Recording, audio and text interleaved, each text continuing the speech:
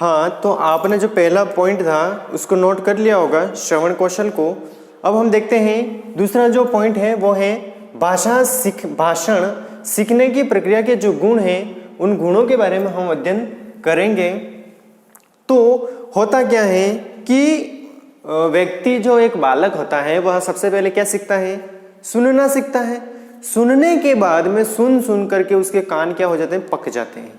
अगर हम थोड़ा इजीली मजाक में बात करें तो क्या होता है? सुनने के बाद में वह धीरे धीरे उसके अंदर कौन सा विकास हो जाता है? भाषण कौशल का विकास हो जाता है, यानी कि वह बोलने लग जाता है। बोलता है तो एक बालक या एक व्यक्ति जब बोलता है तो उसको किन बातों का ध्यान रखना चाहिए? तो उनको ध्वनि के प्रतीकों की सही पहचान करना, यानी कि ध्वनि के जो प्रतीक चिन्ह हैं उनकी सही तरीके से पहचान करना आना चाहिए।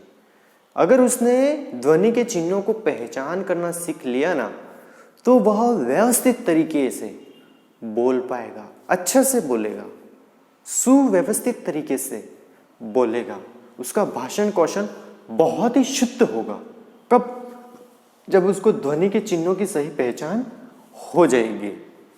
दूसरा जो बिंदु है वो है ध्वनियों के पहचान का पूर्ण ज्ञान। ध्वनि की पहचान करना आना चाहिए व्यक्ति को। यदि एक बालक या एक व्यक्ति ध्वनि के चिन्हों का अगर पहचान करने लग जाए तो उसका भाषण जो कौशल है वो बहुत ही मजबूत हो जाएगा।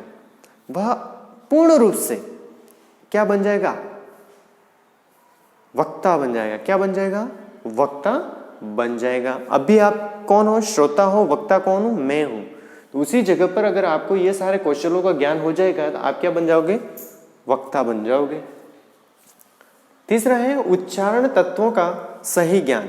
उच्चारण तत्वों का सही ज्ञान हमें जब प्राप्त होगा तो हमें ये पता चलेगा कि कौन सा जो शब्द है या कौन सा जो वर्ण है वह कहाँ से बोला जा रहा है, उच्चारण कहाँ से हो रहा है, कंठ से हो रहा है, तालु से हो रहा है, मूर्धा से हो रहा है, दंती वर्ण है या फिर मूर्धन्य स्वर है। वो सारी चीजें हमें पता चल जाएंगी। किससे? हमें इसका ज्ञान होगा, उच्चारण तत्वों का ज्ञान होगा तब। अगला है क्षेत्रीय भाषा के प्रभाव से मुक्त रहना। क्षेत्रीय भाषा जो होती है वह क्या होता है? जैसे हम हैं मूल रूप से बांसवाड़ा डूंगरपुर, यहाँ पर क्या चलती हैं? वागड़ी भाषा चलती हैं। वागड़ी भाषा चलती है तो आपने देखा होगा कि बहुत सी बार बहुत सारे व्यक्तियों को जब भाषण देते हैं तो भाषण देते देते उन्होंने हिंदी भाषा बोल रहे थे, लेकिन हिंदी भाषा बोलते बोलते अपनी क्षेत्रीय जो भाषा है, कौन सी? वागड़ी जो भाषा है, उस वागड़ी भाषा को बोलने लग गए। अब वागड़ी भाषा को बोलने लग गए तो हुआ क्या कि उनका जो भाषण कौशल है वो शुद्ध नहीं रहा। क्यों? क्योंकि उनकी जो भाषा के बीच में क्षेत्रीय भाषा आ गई। क्षेत्रीय भाषा नहीं आनी चाहिए। एक वक्ता को यह ध्यान रखना है कि जब वह भाषण देता है या भाषण बोलता है उस समय क्षेत्रीय भाषा का बिल्कुल भी प्रयोग नहीं करना है। उच्चारण का अभाव या अभ्यास। उच्चारण का अभ्यास पहले हमें कोई भी बोलने से पहले हमें अभ्यास करना चाहिए। शुद्ध बोलना, शुद्ध उच्चारण करना। जब आप अभ्यास करोगे, बार बार अभ्यास करोगे, तभी आप बोलना अच्छी तरीके से सीख पाओगे। व्यवस्थित तरीके से तभी आप बोल पाओगे जब आप अच्छी तरीके से उच्चारण कर पाओगे। इसके बाद में है शारीरिक रूप से स्वस्थ। भाषण कौशल में सबसे जरूरी है स्वस्थ। स्वस्थ मन में ही या स्वस्थ शरीर में स्वस्थ मस्तिष्क का निवास होता है। अगर आपका शरीर स्वस्थ है तो आप जो चाहो वो कर सकते हो, अच्छा से अच्छा भाषण भी दे सकते हो। अगर आपका शरीर ही आपका साथ नहीं दे रहा है तो आप कुछ नहीं कर सकते। इसीलिए भाषण कौशल में यह जो बातें हैं मुख्य रूप से इन पर विशेष रूप से ध्यान देने की ज़रूरत है। आपने इसको नोट नहीं किया है, आप इसको नोट कर लीजिए, आप इसका स्क्रीनशॉट लीजिए ताकि अपन आगे बढ़ते हैं।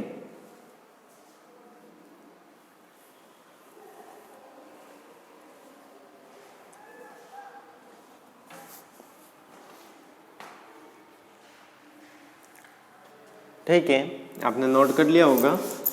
अगर किसी बालक ने नहीं किया है, वीडियो को बैक कर लीजिए और फिर नोट कर लीजिए या स्क्रीनशॉट ले लेना आप। ताकि आपके नोट हो जाएगा। अपन अब आगे बढ़ते हैं। देखो श्रवण और भाषण दोनों हो गया, यानी कि सुनना और बोलना दोनों हो गया। अब अपन देखते हैं पठन को। पठन पढ़ना कह सकते हो या पठन कह सकते हो। पठन सीखने की प्रक्रिया के गुण। अब पढ़ना कैसे सीखा जाता है, उसके कौन कौन से गुण हैं, उसके बारे में अपन देखते हैं कि पहला जो गुण है वो है पठन की उचित मुद्रा एवं आसन का ज्ञान।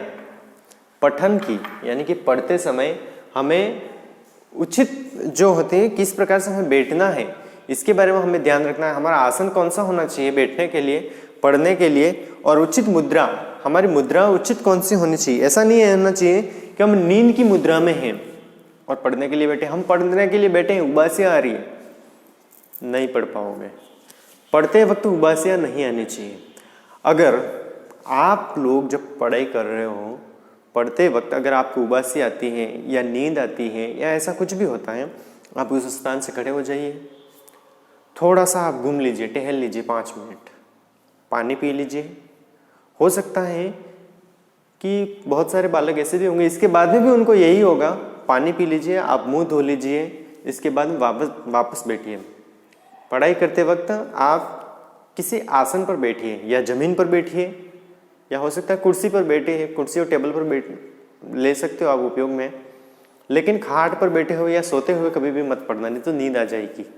तो पढ़ाई करने के लिए आपको सही तरीके से बैठना है और उचित तरीके से आपको आसन का ज्ञान भी होना चाहिए। नोट कीजिए पठन की उचित मुद्रा। पठन की उचित मुद्रा,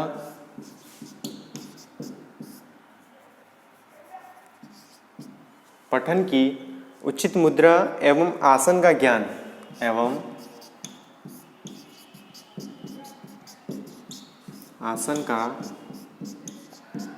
ज्ञान होना चाहिए। दूसरा है पठन में धैर्य माधुर्य और व्यय। पठन में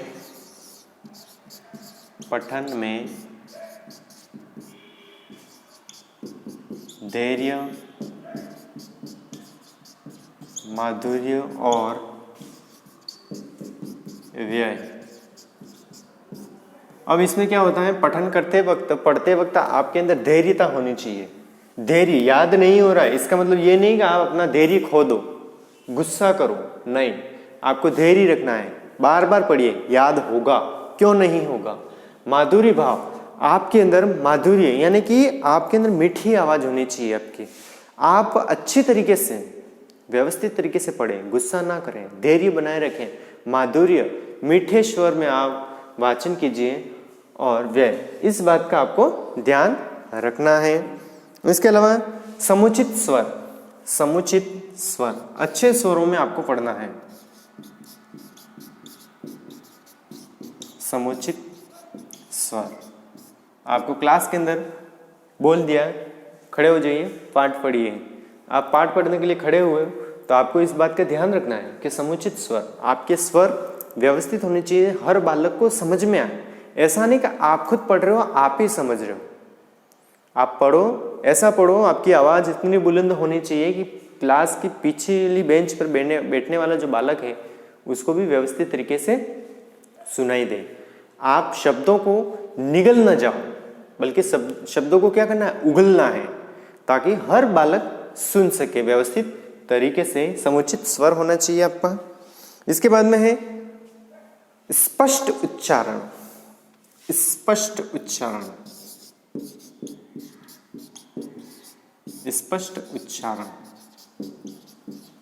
इस पर विशेष ध्यान देने की जरूरत है।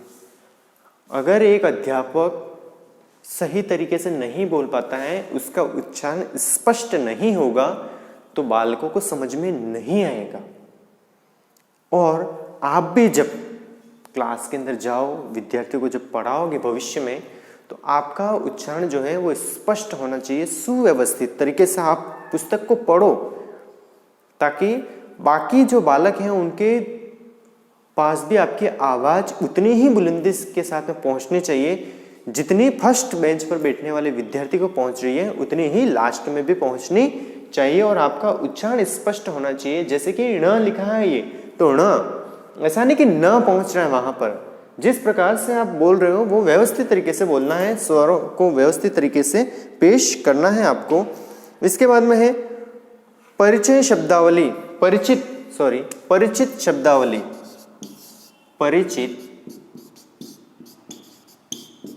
परिचित शब्दावली होनी चाहिए आपकी। छठा जो बिंदु है वो है एकाग्रता।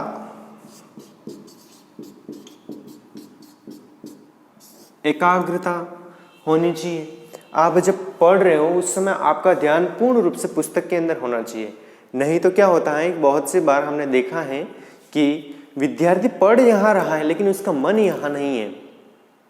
मन तो कहाँ है, पता नहीं कौन से बाग में घूम रहा है, पता नहीं घर पे क्या बन रहा है, किचन में क्या है, किचन में जा रहा है किसी का मन फिल्म थिएटर में जा रहा है, किसी का रोड पर जा रहा है, किसी का खेतों में जा रहा है। नहीं, मन को पूर्ण रूप से एकाग्र रखना है, एकाग्रचित होना चाहिए आपका मन। आपका मन के अंदर बिल्कुल भी भंग नहीं होनी चाहिए, एकाग्रता होनी चाहिए आपके अंदर, तभी आप अच्छी तरीके से पढ़ पाओगे। इसके बाद में है अर्थबोध। आपको हर शब्द का अर्थ पता होना चाहिए। अर्थबोध, आपको हर शब्द का अर्थ पता होना चाहिए। अर्थबोध। स्वस्वर वाचन एवं मौन वाचन का समुचित अभ्यास।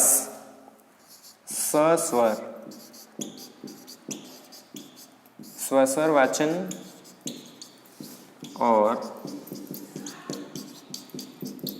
मौन वाचन का समुचित अभ्यास।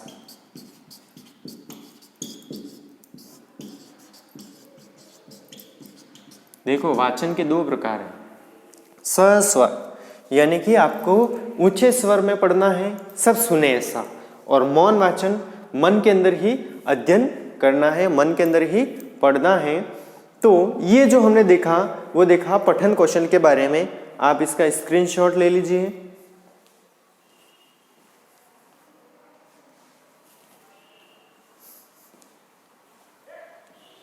हाँ, तो विद्यार्थियों, आपने इसका स्क्रीनशॉट ले लिया होगा